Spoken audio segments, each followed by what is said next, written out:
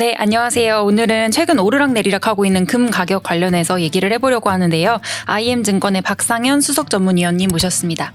안녕하세요. 안녕하세요.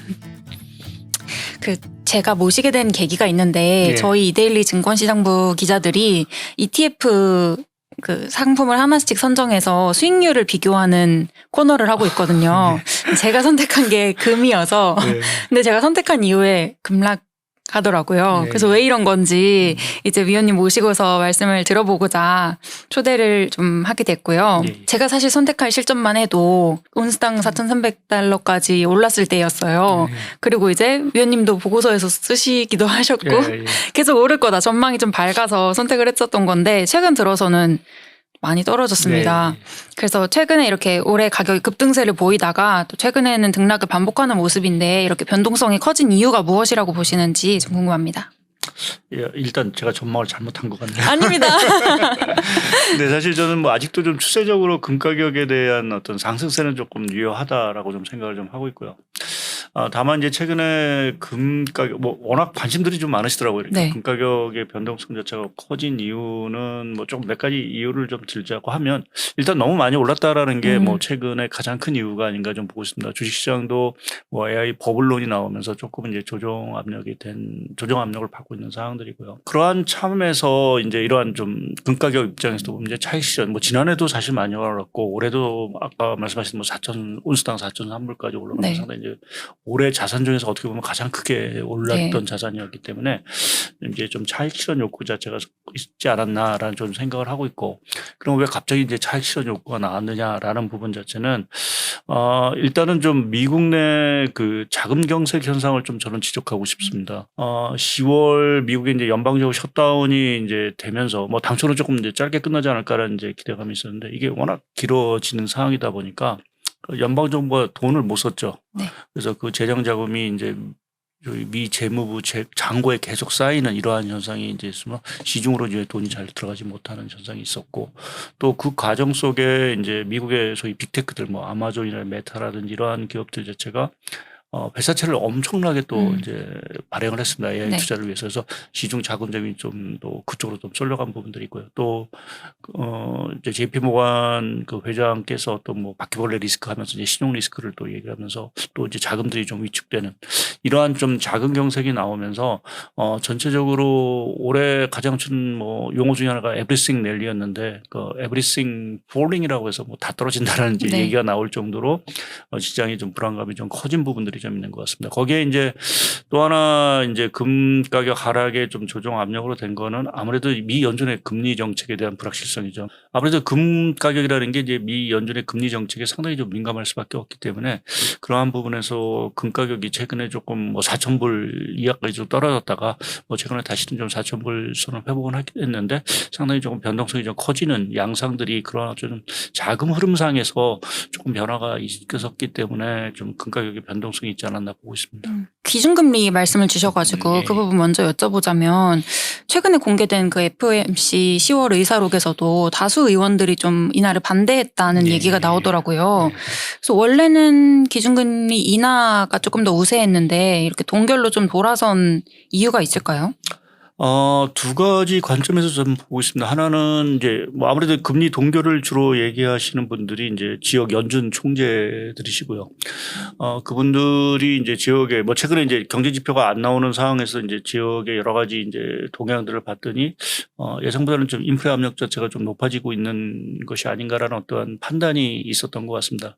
그러니까 최근에 전 세계적으로 보면 이제 그 경기도 보면 양극화가 되는 현상이 상당히 심하거든요. 그러니까 뭐 좋은 데는 좋고 안 좋은 데는 안 좋은 상황들인데 그러한 관점에서 연준의 지금 말씀드린 어떤 매파라고 얘기할 수 있는 금리 동결을 주장하시는 분들 자체는 경기는 뭐 그렇게 크게 나쁘지 않은 상황들인데 결국 이제 인프라라는 것이 조금씩은 고개를 들고 있어서 그 부분을 사실은 조금 더 무게 중심을 두는 부분들이 아닌가 좀 생각을 하고 있고 반면에 이제 마이런이라든지 위를러 이사라든지 보우먼 소위 말하는 이제 친 트럼프 쪽 성향 인사들은 아무래도 이제 트럼프 대통령의 어떤 정책 의지 뭐 이러한 것들을 좀 반영을 하면서 또 뭐 아무래도 뭐 경기는 지금 나쁘지 않다고 하더라도 또 앞으로 경기를 좀 더 살려야 될 필요성도 있고 또 이제 물가가 예상보다는 이렇게 높지 않다. 그러니까 어차피 영준 내에서 시각이 사실 좀 갈리는 부분들이죠. 그래서 그러한 부분인데 조금은 이제 물가 쪽에 조금 방점을 두는 부분들이 좀 있는 것 같고요.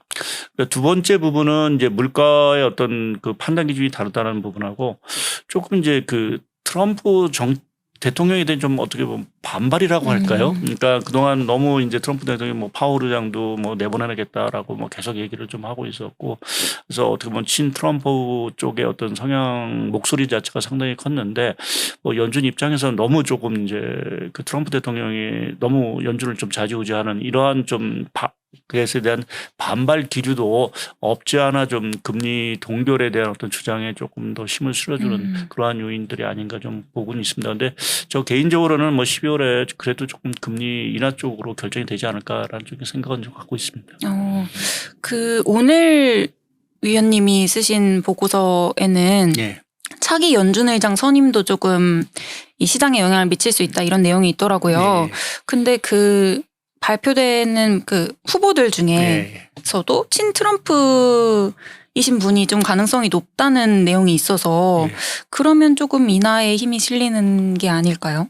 근데 사실 이제 결정 자체는 이제 12월에 이제 선임이 되고요. 이제 뭐 여러 가지 네네. 상원 의원 뭐 또 인준 절차 뭐 이런 것을 거치고 또 실제 파월 의장이 이제 임기 만료가 되는 건 내년 5월이기 때문에 당장 뭐 이제 어떤 분이 결정된다고 해서 뭐 그것이 그 FOMC 회의 결정에 그렇게 뭐 결정적인 영향을 미치지는 않을 거로 좀 보고 있습니다. 근데 다만 아무래도 이제 트럼프 대통령이 이제 지명을 하게 되면 이제 아무래도 파월 의장의 어떠한 권위랄까요? 레임덕이 조금 발생할 수 있는 부분들이 있고 또 그분이 어떤 얘기를 하냐가 아무래도 향후 시장에 영향을 좀 미칠 수 있는 부분들이 있어서 이제 차기 연준 의장이 누가 되느냐라는 부분이 상당히 좀 중요한 부분들인데 지금 뭐 거론되고 있는 5명의 인물들을 이렇게 보게 되면 뭐 공통적으로 다 친 트럼프 성향이죠. 근데 5명의 후보 중에서 한 2명 정도는 보우먼하고 월러 이사인데 이분은 아무래도 연준 쪽에서 계속 일을 하다 보니까 무턱대고 트럼프 대통령의 어떤 금리 인하 요구를 받아들이기는 조금 이렇게 쉽지 않은 어떤 성향들을 좀 갖고 있습니다. 또 실제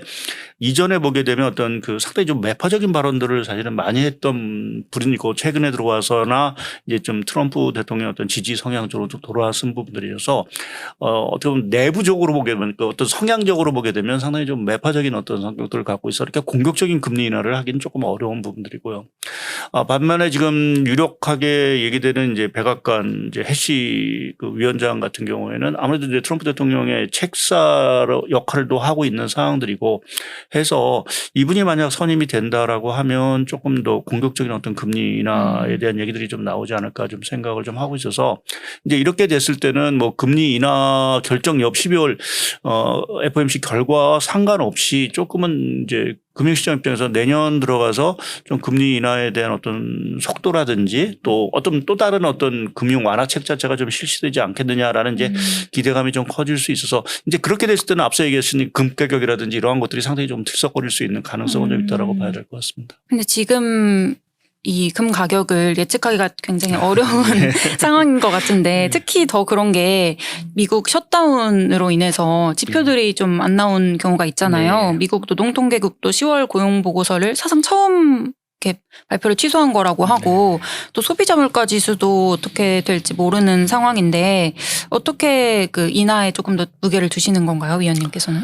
예, 일단 뭐 파월 의장의 가장 크게 이제 뭐 기자회견이라든지 이런 것들을 보게 되면 항상 데이터 디펜던트, 데이터에 의존해서 사실은 결정하겠다라는 게 이제 기본적인 입장인데 그 데이터라는 게 사실은 지금 발표가 안 되거나 좀 지연되고 또 어디 발표되는 지표 자체도 상당히 좀 왜곡이 되어 있을 수 있는 부분들이 있습니다. 아무래도 10월, 11월이 상당히 이제 장기간 셧다운을 하다 보니까 고용 지표에도 당연히 뭐 정부 뭐 관료라든 이런 인원수라든지 이런 것들이 많이 줄어들었겠죠.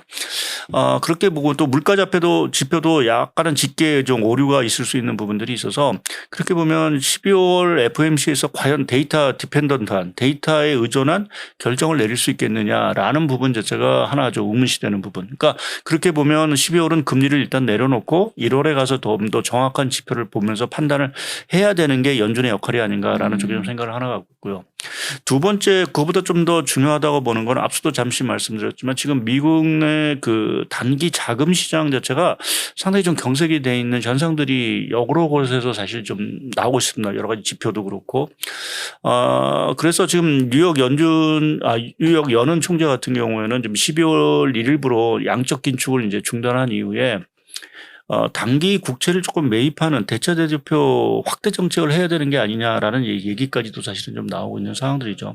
그러니까 단기 자금 시장이 이렇게 경색돼 있는 상황에서 만약 금리를 동결했을 때 나올 수 있는 여러 가지 부작용들, 그건 당연히 자산 가격에 충격을 줄 수 있는 부분들이 있어서 파월 의장이나 연준 인사들이 아무리 물가라는 부분 자체를 좀 중시한다 하더라도 지금 입장에서 보게 되면 지금 데이터 자체가 여전히 그 경책 결정을 하는데 정확한 지표가 제공하지 못하고 또 시장에 여러 가지 지금 충격을 주고 있는 자금 시장의 경색 현상을 봤을 때는 일단은 12월은 금리를 일단 내려놓고 그 다음 스텝을 가는 게, 그러니까 1월에 금리 판단을 하는 게 오히려 좀 더 합리적인 것이 아닌가라는 쪽에서 저는 조금 12월 금리 인하 가능성이 좀 높게 좀 점을 치고 있는 상황입니다. 네. 그 미국의 통화 정책 외에도 금 가격에 영향을 미치는 요소들이 많잖아요. 예. 그 중에 하나가 지정학적 리스크인 것 같은데 제가 좀 놀랬던 거는 그 온스당 4,000달러가 붕괴됐던 게 지난달 말이었죠. 미중 정상회담을 앞두고 좀 붕괴가 됐었는데 지금은 그게 이렇게 완전히 완화된 건 아니고 단순히 봉합된 상황이라고 보는 시각이 많잖아요. 그러면 추후 패권 전쟁의 양상과 또 금값의 추이는 어떻게 영향을 받게 될까요? 이 패권 경쟁은 뭐 보시는 분에 따라서 뭐 다를 수는 있긴 하지만 사실은 언제 끝날지 모르는 전쟁으로 저는 좀 생각을 좀 하고 있고요. 그러니까 미중 갈등이라는 것이 단순하게 지금 뭐 무역 갈등이 차원이 아니라 양국의 어떤 어떻게 보면 중장기 어떤 성장이라든지 또 전 세계의 어떤 뭘까요? 지배력이랄까요? 이러한 부분을 사실 다투는 어떤 경쟁이기 때문에 이게 쉽게 봉합되기는 사실은 조금 어려운 부분들이고 좀 다행스럽게 뭐 트럼프 대통령하고 좀 시진핑 부석이 서로 간의 이해관계가 맞아서 한 1년 정도를 사실 유예시켜 놓은 상황들인데 이거는 언제 다시 또 터질 수밖에 없는 그러한 상황으로 보고 있고요. 최근에 또 하나 이제 눈에 띄는 게 사실은 이러한 패권 갈등 속에서 이제 새롭게 부각되는 게 이게 경제 안보라는 얘기들이 사실 좀 많이 나오고 있습니다. 그것이 전략적으로 보게 되면 뭐 시투류라든지 또 방산이라든지 또 AI도 포함된 거죠. 그래서 이러한 경제 안보와 관련된 산업을 사실은 서로 간에 육성을 하겠다라는 부분 자체도 기본적으로 패권 갈등의 연장선상으로 저희가 좀 봐야 되는 상황들이고 해서 그렇게 보면은 이 패권 갈등이 계속되는 한안에서 금 가격 자체가 그렇게 좀 떨어지기가 쉽지 않은 상황들이 좀 되고 있다고 보고 있고요. 또 하나 뭐 최근에도 이제 뉴스가 많이 나오죠. 죄송합니다. 중일 간에 이러한 지금 뭐 또 마찰이 상당히 생기면서 또 다른 어떤 갈등 요인이 생기고 또 하나 저희가 내년에 뭐 이게 지정학적 리스크라고 표현하기 조금 어렵지만 내년에 이제 미국 중간 선거가 사실은 있습니다. 뭐 최근에 이제 뉴욕 시장에서 선거에서 민주당이 이겼고 또 최근에 트럼프 대통령의 지지율을 보게 되면 집권 2기 가장 나온 뭐 38%까지 떨어진 상황들이고 또 오늘 나온 여러 가지 여론조사 중에 하나가 눈에 띄는 거는 내년 중간선거에서 민주당이 일 거다라는 여론조사도 사실은 나온 부분들이 있어서 그렇게 보면 트럼프 대통령 입장에서는 내년 중간선거를 이기 위해서 다양한 어떤 정책들을 쏟아낼 수도 있는 부분들입니다. 그것은 뭐 좋은 측면에서는 이제 경기 부양 차원이 될 거고 또 다른 측면에서는 뭐 과도하게 너무 또 부양을 하게 되면 물가라든지 뭐 이런 것들이 들썩거릴 수 있고 또 시장의 변동성이 커질 수 있다라는 거는 결국 금에 대한 신뢰 뭐 이런 것들을 더 키울 수 있는 부분으로 좀 봐서 앞으로도 뭐 여러 가지 지정학적 리스크 또 미국의 어떤 정치 스케줄을 생각해 본다라고 하면 금에 대한 어떤 투자 뭐 이러한 또 욕구 자체는 더 커질 수 있는 부분들이 있고 또 하나 말씀드리고 싶은 거는 최근에 이제 뭐 이게 사실 에브리싱 랠리니 뭐 이러한 것들을 설명하기 위한 어떤 신조어로 나온 거긴 하지만 소위 이제 디베이스먼트 트레이드라는 어떤 용어가 사실은 많습니다. 그러니까 디베이스먼트라는 거는 과거에 이제 우리가 금속 화폐 뭐 예를 들어서 뭐 금은 뭐 이러한 화폐가 있을 때 이게 사실 100% 금, 은으로 사실은 만들어 주조를 해야 되는데 이게 조금 이제 쓸데없는 좀 값싼 금속을 이제 섞으면서 이제 금, 은 화폐 가치가 떨어지는 현상들을 이제 얘기를 하는 게 디베이스먼트인데요. 최근에 전 세계적으로 이게 워낙 돈을 많이 풀다 보니까 사실은 이 화폐 가치에 대한 그 생각들 자체가 상당히 이제 조금 뭐랄까 이거는 결국 떨어질 거야. 그렇게 보면 우리가 자산이라는 부분을 뭔가 갖고 있어야 된다는 어떤 심리가 강한 것 같고요. 이제 그러한 측면에서 보면 금이 아마 그러한 측면에서 계속해서 각광을 받을 수밖에 없는. 그러니까 우리가 또 뭐 디지털 금이라고 했던 비트코인도 얘기는 되고 있지만 뭐 어떻게 될지 모르겠지만 상당히 좀 변동성이 큰 부분이어서 그렇게 되면 좀 안정적으로 뭐 생각하는 어떤 자산은 당연히 금일 수밖에 없지 않겠느냐라는 쪽에 생각을 하고 있어서 조금 말씀하신 그런 어떤 그 지정학적 리스크 또 어떤 패권 갈등 뭐 또 최선의 어떤 자산 가치에 대한 어떤 그 화폐 가치의 하락에 대한 어떤 기대감 이런 것들이 맞물리면서 전체적으로 좀 금 가격 자체는 추세적인 하락세를 좀 이어가지 않을까 좀 보고 있습니다. 말씀하신 대로 최근에 금뿐만이 아니라 뭐 은이나 구리까지 많이 오르던데 이게 금 가격보다 이렇게 상승률을 뛰어넘는 경우도 있더라고요. 예. 그렇지만 결국엔 금이다라고 보시는 거죠. 예, 그래도 가장 저희가 손쉽게 접근을 할 수 있는 어떤 그 기금속은 사실은 금인 상황들이고요. 뭐 은도 사실은 어느 정도 이제 금 가격을 주로 이제 추정을 하는 부분들이긴 하지만 그래도 선호적인 측면에서 보면 사실 금을 따라오기는 사실 좀 어렵고 뭐 일반적인 어떤 투자에 있어서 우리가 뭐 금 투자나 은 투자를 했을 때 당연히 금을 선호할 수밖에 없다라는 부분에서 보면 뭔가 이러한 세상의 어떤 변화 속에서 뭐 각광을 받을 수 있는 거는 금일 거고 이제 구리 가격 같은 경우는 우리가 그게 경제를 대용하는 사실은 지표로 보기도 합니다. 우리가 뭐 닥터 쿠프러라는 어떤 얘기를 하는 거는 이제 구리 가격은 경기에 상당히 민감할 수밖에 없는 부분들이어서 이제 어찌 보면 경기가 좋을 때는 구리 가격이 상당히 좋고 또 이제 경기가 안 좋을 때는 또 구리 가격은 떨어지는 부분들이어서 이거는 조금 이제 경기를 좀 타는 흐름. 그러니까 우리가 소위 말하는 안전자산으로 보기는 조금 어려운 부분들이 있어서 그렇게 보면 이제 여러 가지 귀금속 중에 뭐 거기에 비트코인도 포함되긴 하지만 조금 안정적으로 좀 우리가 가격 상승을 기대할 수 있는 거는 아무래도 금이 되지 않을까 좀 생각을 하고 있습니다. 여러 가지 시장 상황을 들어주시면서 금 가격은 결국에 상승 기조로 갈 거라는 말씀을 주셨는데 앞서 초반에 말씀을 주신 게 그 너무 많이 올라서 투자자들의 차익 실현 욕구가 있다. 이건 어떻게 될까요? 그러면 지금은 약간 조정 단계라고 보시나요? 지금은 조정 단계인 상황들이고요. 그리고 역사적으로 보면 저도 이제 뭐 금을 뭐 금만 연구 조사한 건 아니긴 하지만 제가 이제 금에 대해서 조금 한번 롱 리포터를 썼던 게 조금 오래된 얘기지만 이제 글로벌 금융위 당시 직전 그러니까 중국 붐이 있을 때 한번 제가 금 가격에 대해서 한 롱 리포터를 한번 그러니까 좀 디테일하게 한번 써본 적이 있는데 그러니까 금이 한번 이렇게 상승을 하게 되면 이게 단기간에 끝나기보다는 좀 장기 사이클을 타는 게 좀 특징적입니다. 그러니까 어떻게 보면 세상이 조금 뭔가 격변을 하고 뭐 인프라라든지 이런 환경 자체가 상당히 조금 변화가 될 때 사실 금이 좀 장기 내리를 펴는데 대표적으로 이제 70년대 80년대 초에 그때는 이제 오일 쇼크로 인해서 이제 하이퍼 인플레이션 그러니까 물가 상승률이 상당히 높았죠. 이제 그때는 이제 물가를 사실은 이제 대체할 수 있는 또 그때 이제 달러에 대한 어떤 신뢰도가 상당히 떨어지면서 이제 금이 상당히 선호가 됐고 이제 그러면서 이제 금 가격 자체가 상당히 이제 튀었던 부분들이 있고 두 번째 금 가격이 강세가 됐던 게 2000년대 들어와서 중국이 고속 성장을 할 때였습니다. 그때 특징 자체도 미국은 상당히 그때 힘들었죠. IT 버블이 터지고 나서 미국의 기준금리도 거의 0%까지 이제 떨어진 상황들이고 반면에 이제 중국은 엄청난 성장을 하면서 그때 달러 가치 자체가 또 그때 상당히 약세가 됐습니다. 이때는 금 가격이 이제 뭐 이제 금리가 좀 낮고 이제 달러 약세라는 부분도 있지만 또 한편에서는 워낙 중국이 고정 투자라든지 이런 것들을 많이 하면서 이런 귀금속에 대한 어떤 수요 자체. 그러니까 그때는 사실은 뭐 안전자산이라는 부분보다는 어찌 보면 좀 금이 위험자산. 그러니까 수요 자체가 워낙 많았다라는 부분에서 이제 2000년대 그러니까 글로벌 금융이 터지기 전후까지 계속해서 금 가격이 상승을 했고 이번에 금 가격 자체는 사실은 이제 팬데믹이 터지고 나서 사실은 본격적인 올라온 부분인데 이때는 요번 같은 경우는 이제 유동성 자체가 워낙 많이 풀린 부분들이 있고 말씀하신 지정학적 리스크 자체 이러한 것들이 사실 중요한 요인인데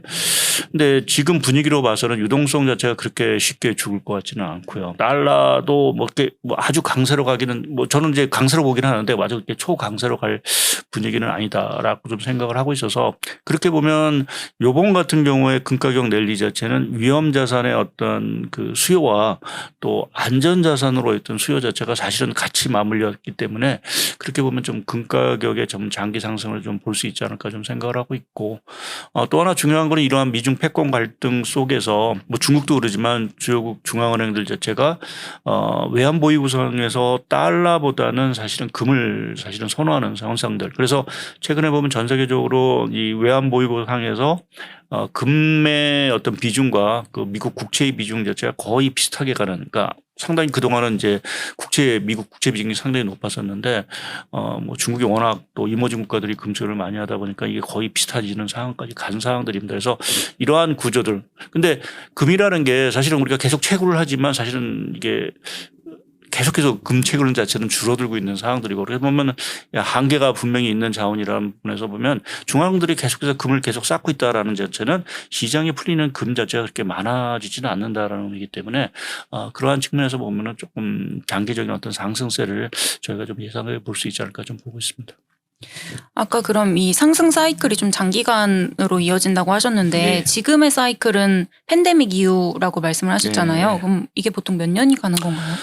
뭐 정확하게 뭐 횟수를 말씀드리기는 좀 어려운 부분들이 있어서 뭐 10년 안짝의 어떤 사이클 자체는 계속해서 좀 유지가 되는 부분들인 것 같습니다. 그래서 뭐 최근 글로벌 IB들도 내년에 뭐 금가격에 대해서 좀 긍정적인 계속 시각을 내놓는 것들도 뭐 여러 가지 이유가 있긴 하지만 이러한 어떤 금에 대한 어떤 사이클 자체가 뭐 과거에 보면 한번 붐을 타게 되면 거의 10년 뭐 넘어서까지는 그래도 뭐 10년 안쪽까지는 계속해서 유지됐던 어떤 사례들이 있어서 그 부분에서 조금은 좀 금에 대한 어떤 시각에 대해서 계속 좀 긍정적인 시각을 유지한다라고 봐야 될 것 같습니다. 그 해외 IB에서 긍정적인 전망이 뭐 5,000달러 갈 거다라고 하는데 오히려 반대로 3,500달러로 좀 내려앉을 거다라는 IB들도 있더라고요. 전문위원님께서는 어떻게 생각하시나요? 뭐 저는 뭐 5,000달러까지는 뭐 그게 시기가 언젠지는 사실 좀 명확하게 말씀드리기 좀 어려운 부분인데 5,000달러까지는 사실은 좀 갈 수 있지 않을까 좀 생각을 좀 하고 있고요.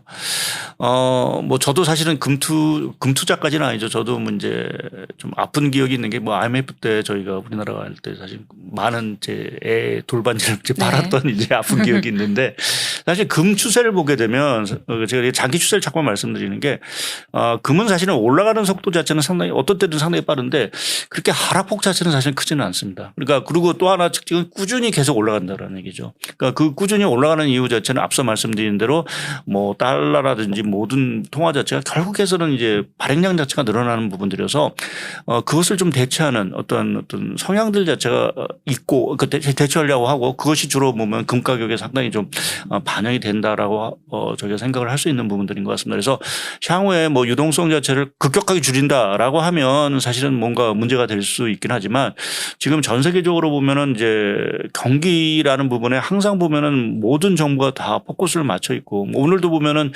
일본 다카이치 총리가 거의 20조 엔에 넘는 사실은 또 경기 부양책을 발표하고 그러니까 지금 국민들의 어떤 이러한 경기에 대한 어떤 욕구를 사실은 무시하기 어렵다라는 측면에서 보게 되면 계속해서 유동성 또 재정을 계속해서 푸는 이 과정이 지속이 된다고 하면 금 자체의 가격 자체가 그렇게 쉽게 떨어지는 않을 거로 좀 보고 있어서 저는 조금 뭐 5,000불까지는 뭐 언제까지 모르겠지만 좀 올라갈 수 있다라고 그럼 금이 왜 가격이 갑자기 꺾이겠느냐 그런 리스크가 뭐겠느냐라고 하면 저는 달러가 초강세가 됐을 때는 사실은 조금 문제가 이제 금 가격에 대한 어떤 조정 압력이 커질 수 있다라고 좀 보고 있습니다. 그러니까 아무래도 금하고 달러는 약간의 좀 그 대칭적인 어떤 관계가 조금 있어서 만약 우리가 얘기하는 슈퍼달러 뭐 어떤 이유인지 잘 뭐 저희가 말씀드리긴 좀 어렵지만 그러한 어떤 슈퍼달러의 현상 자체가 나온다라고 하면 금 가격 자체는 조금 조정에 대한 어떤 우려가 있을 수 있는 부분들이 좀 있다라고 봐야 될 것 같습니다.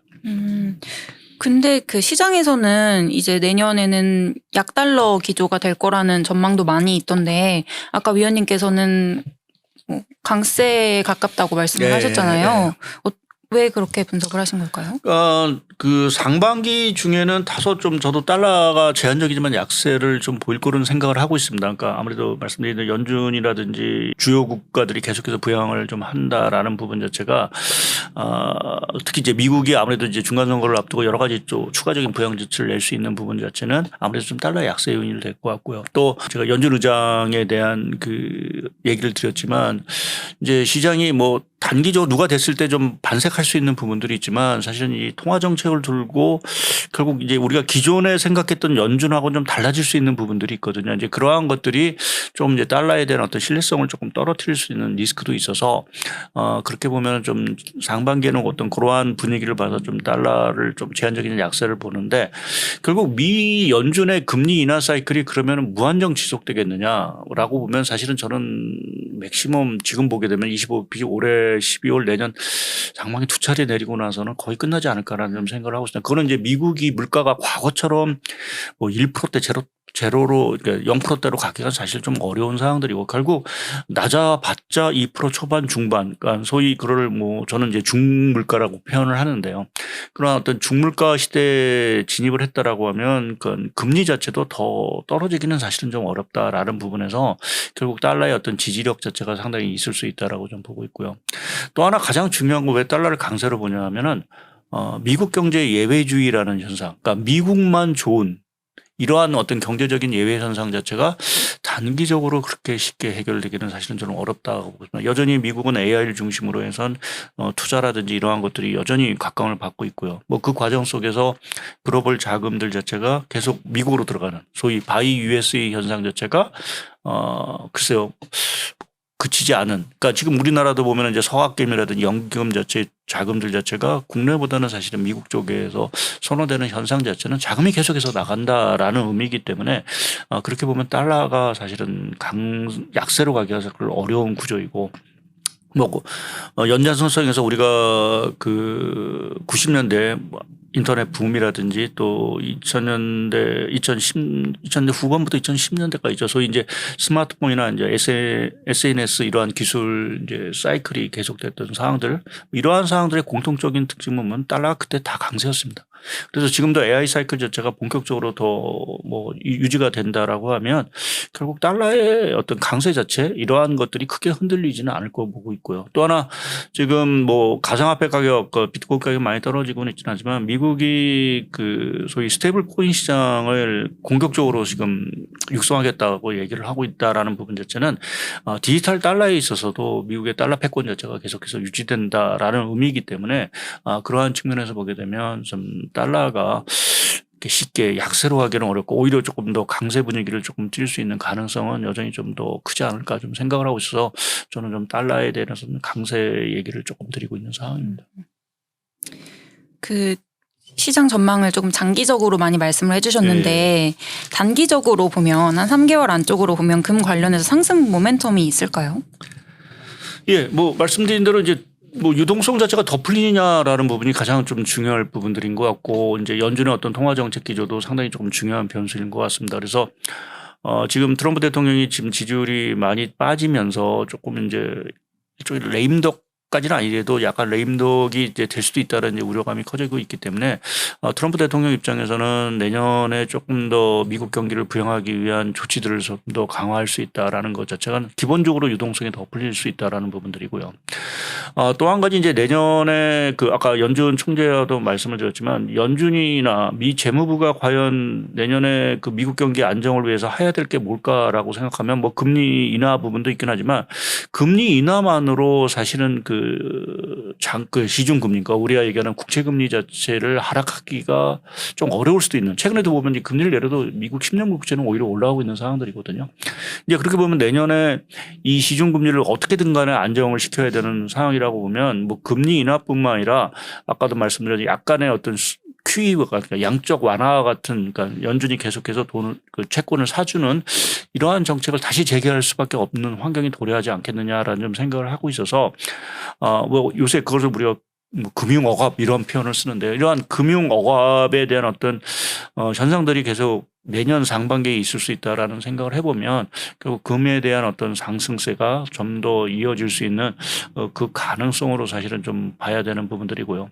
만약의 경우 제가 말씀드린 어떤 뭐 조금 안정적인 어떤 흐름을 말씀을 드렸는데 만약 그 이러한 뭐 조치와는 상관없이 미국의 국채 금리가 상당히 폭등을 한다.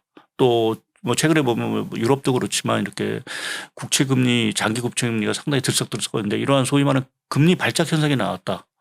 그랬을 때 과연 사람들은 어떤 자산을 선택하게 될까라고 보면은 가장 선택하기 좋은 거는 사실은 금으로 될 수밖에 없는. 그러니까 주식은 사실 위험한 상황들이죠. 뭐 비트코인도 마찬가지고. 그러면 자금들이 가야 될 때는 어찌 보면은 조금 이제 금이라는 부분으로 갈 수밖에 없기 때문에 그러한 부분에서 내년도 뭐 상반기 쪽만 봤을 때 말씀드린 어떤 경기 부양이라는 측면에서도 금이 조금 각광받을 수 있고 설사 뭔가 위기가 사실은 우리가 모르는 위기가 터졌을 때도 결국 그 대안으로 우리가 선택할 수 있는 건 금이기 때문에 그러한 부분에서는 금 가격에 대한 어떤 추가 상승을 저희가 좀 단기적으로 좀 예상할 수 있는 것이 아닌가 보고 있습니다.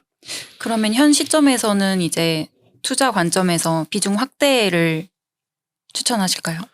예, 뭐 저는 비중 확대를 계속 말씀드리고 다만 이게 뭐 제가 이게 금에 대한 전문가도 아니고 제 전망이 뭐 틀릴 수도 있는 부분들이기 때문에 투자를 하는 데 있어서는 조금 이제 뭐 뭐랄까요. 금의 비중을 확 늘리기보다는 사실 우리가 뭐 소위 말하는 어떤 적립식 형태로 사실은 금을 조금 꾸준히 늘려가는 어떤 투자 형태가 사실은 또 좀 바람직하지 않을까 좀 보고 있습니다. 그러면 혹시 그 유리한 금 투자 방식은 예, 뭐가 예. 좋을지 최근 들어서 이제 투자자들이 ETF 투자를 많이 하고 예, 있잖아요. 예. 어떻게 보실까요? 예, 뭐 아무래도 가장 그게 좋은 그 투자 수단일 것 같습니다. 저희가 뭐 금을 현물로 직접 매입한다라는 것 자체가 뭐 가능한 부분들이긴 하지만 사실 보관상에 조금 위험도 있고요.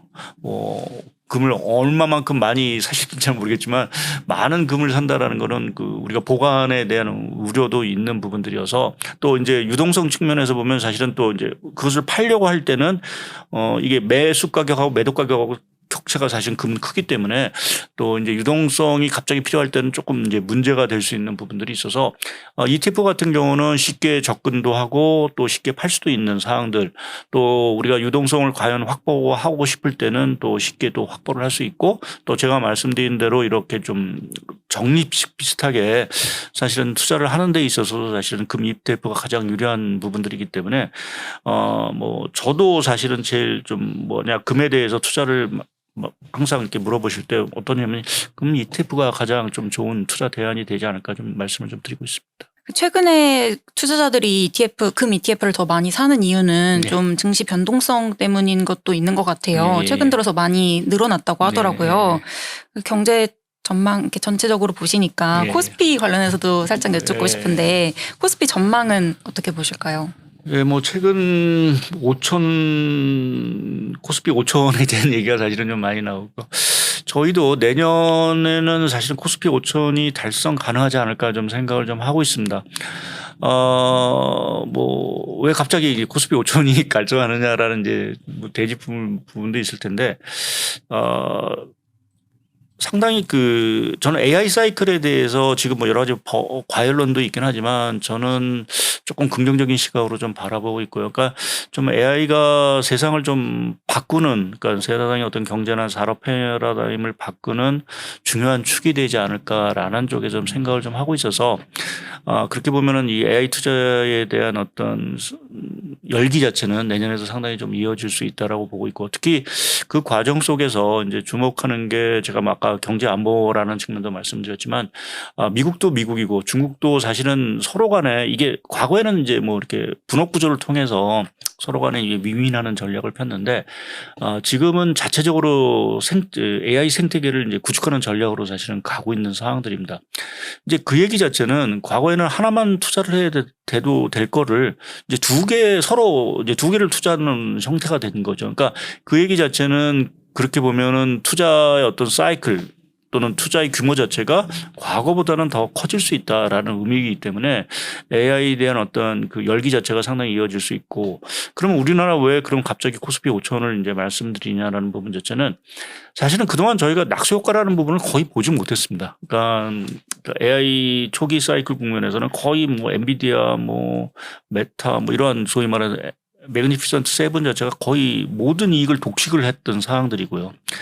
근데 지금은 워낙 그 미국도 이제 이 AI 시장 규모가 커지고 뭐 이렇게 하다 보니까 이게 소위 말하는 저 자주 표현하는 이제 컵에 물이 넘치기 시작을 하는 상황들이죠. 이제 그러한 것들이 이제 낙수 효과가 뭐 최근에는 뭐 대만에 사실은 상당 부분이 집중이 됐다가 아무리 TSMC가 봤다가 이게 점점 더 이제 확산되는 분위기고 그것이 국내 반도체 산업의 강한 어떤 랠리를 사실은 좀 유지로 이어질 거로 좀 보고 있습니다. 그러니까 그래서 내년에 뭐 이런 표현을 쓰는 게 맞을지는 잘 모르겠지만 조금 국내 경제가 반도체가 좀 흠뻑 젖는 한 해가 내년에 되지 않을까라는 쪽에서 생각을 좀 하고 있고요. 또 한 가지 이제 뭐 관련해서 비슷한 얘기지만 내년에 우리나라가 현 정부가 국민성장펀드 150조를 이제 집행을 하게 됩니다.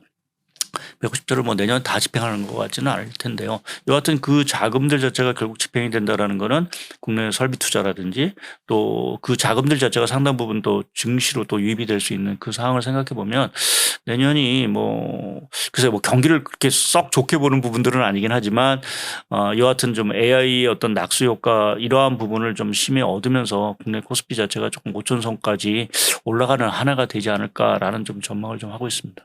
코스피 전망까지 박상현 IM증권 수석 전문위원님과 함께 들어봤고요. 제가 금 ETF 선택한 거는 나쁘지 않았던 것 같습니다. 오늘 말씀 꼭 성공 투자하시길 네, 감사합니다. 오늘 말씀 감사합니다. 예, 감사합니다.